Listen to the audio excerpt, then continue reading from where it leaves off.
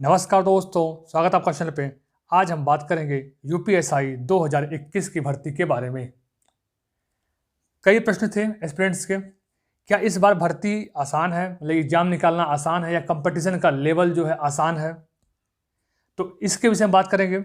फिर बात करेंगे टोटल फॉर्म फिलअप पे, फिर एग्जाम डेट और फिर पूरी भर्ती की एनालिसिस। ठीक है, तो पहले बात कर लेते हैं, क्या कंपटीशन इस बार आसान है या कठिन है? देखिए, आसान और कठिन पे कई पैमाने हैं। किस पैमाने पर आप डिसाइड करेंगे कंपटीशन आसान है या कठिन है?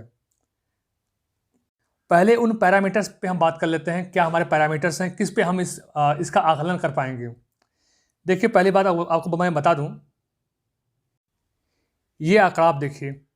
2016 वाली यूपीएसआई की भर्ती में एक सीट पे 191 एस्पिरेंट्स, लगभग एक सीट पे 191 एस्पिरेंट्स का हमारा जो है जो कंपटीशन था।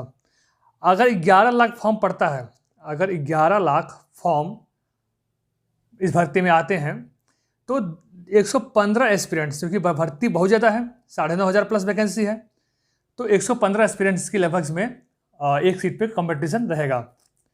लेकिन ये बात देखिए, फॉर्म के अप्लाई होने से, कम अप्लाई होने से मैं मानता हूँ कि इस पर कंपटीशन का बहुत बड़ा असर नहीं होता है। ठीक है, बात यह है कि कितने सीरियस एस्पिरेंट्स, कितने इस भर्ती को लेकर सीरियस हैं और अपनी तैयारी कर रहे हैं, इस पर बहुत बड़ा डिपेंड करता है किसी भर्ती का पैमाना।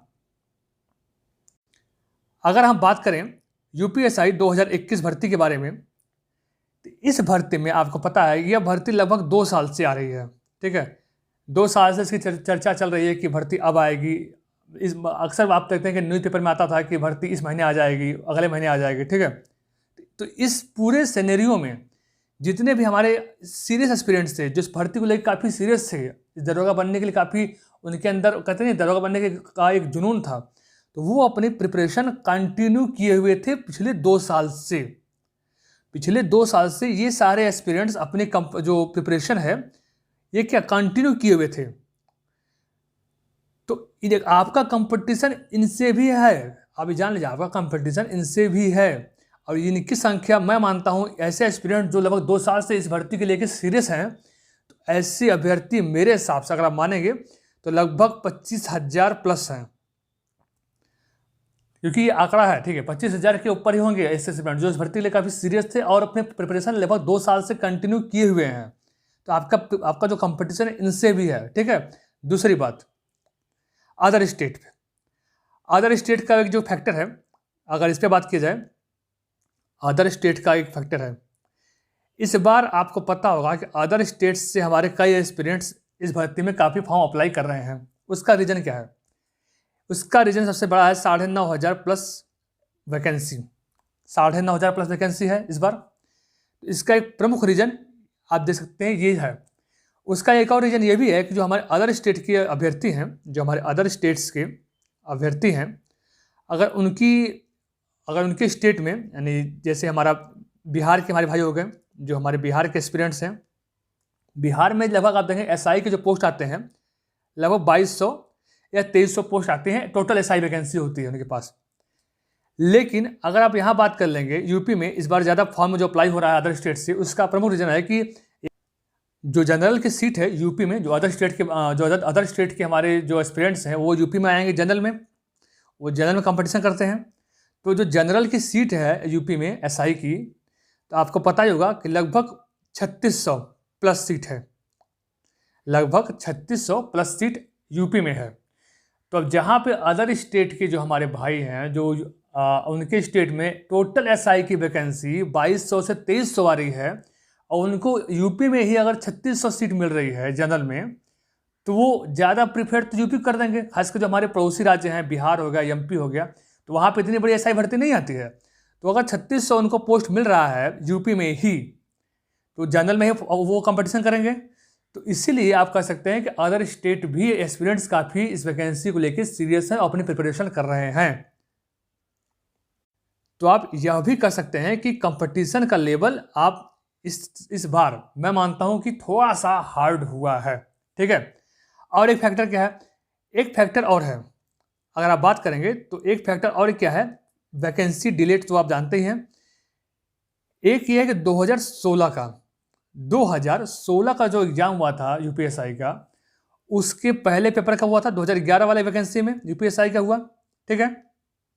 अब आप देखिए 2011 से 2016, 2011 का पेपर आप देखेंगे काफ़ी इजी था, आपको पता ही होगा, और 2016 का जो पेपर था इसकी अपेक्षा क्या हो गया था, हार्ड हो गया था, ठीक। अब देखिए आप, अब हमारे पास 2016 का जो एग्जाम दिए थे अभ्यर्थी हमारे, उनके पास जो इसके पहले का अनुभव था 2011 का था, जिसका पेपर इजी था। अब का क्या है, 2021 का जो हमारे अभ्यर्थी हैं वो तो अब मान के चल रहे हैं कि पेपर का लेवल टफ रहेगा, क्योंकि 2016 पेपर टफ आ गया था। अब उसी पैटर्न पे अपने को प्रिपरेशन कंटिन्यू किए हुए हैं। तो एक बड़ा फैक्टर यह भी है, इस बार आप देख सकते हैं कि थोड़ा बहुत कंपटीशन का लेवल जो है हार्ड रहेगा मेरे भाई। और रही बात टोटल फॉर्म फिलअप की, तो मैं बता दूं कि टोटल फॉर्म फिलअप अगर 11 लाख, देखिए मैं बता रहा हूँ कि 11 लाख के प्लस ही रहेगा, ठीक है, 11 लाख के प्लस ही फॉर्म रहेगा, इससे कम तो आप उम्मीद मत कीजिएगा। और मैं बार बार कह रहा हूँ कि फॉर्म कितने फॉर्म पड़ रहे हैं इसके चक्कर में आप मत रहा कीजिए, ठीक है, इससे बहुत बड़ा असर नहीं होता है। बात होती है कितने सीरियस एस्पिरेंट्स, कितने सीरियस अभ्यर्थी इस एग्जाम को लेकर सीरियस हैं, अपने प्रिपरेशन कर रहे हैं, मायने उससे रखता है किसी एग्जाम में, ना कि आप फॉर्म कितना पड़ गया 25 लाख 30 लाख। इससे फॉर्म से मैं मानता हूँ फॉर्म जितना ही पड़ जाए उससे कंपटीशन बहुत बड़ा असर नहीं आता है। आप इस चीज़ को दिमाग से निकाल दीजिए। और एग्ज़ाम डेट की अगर आप बात करेंगे तो एग्ज़ाम डेट मैं पहले कहूँगा, आप अगस्त के महीने को, अगस्त के अंतिम सप्ताह को टारगेट करके चलिए। अगस्त के अंतिम सप्ताह को आप टारगेट करके चलिए कि आपका एग्ज़ाम इस अगस्त के अंतिम सप्ताह में हो सकता है। भले एग्जाम आपका डिले हो जाए, लेकिन अगर आप अगस्त के अंतिम सप्ताह को मान के चलेंगे, अगर प्रिपरेशन आप कंटिन्यू किए रहेंगे तो आपका सिलेबस कंप्लीट हो जाएगा, आप पूरी तरीके से एग्जाम के लिए प्रिपेयर रहोगे मेरे भाई, ठीक है। फिर आपके पास ये नहीं रहेगा कि मेरा सिलेबस कंप्लीट नहीं हुआ है, मेरा ये नहीं हुआ है। तो आप अगस्त के अंतिम सप्ताह को टारगेट लेके चलो और अपनी प्रिपरेशन वहीं से कंटिन्यू कीजिए, ठीक है। आशा करता हूं कि आपको ये वीडियो अच्छा लगा होगा।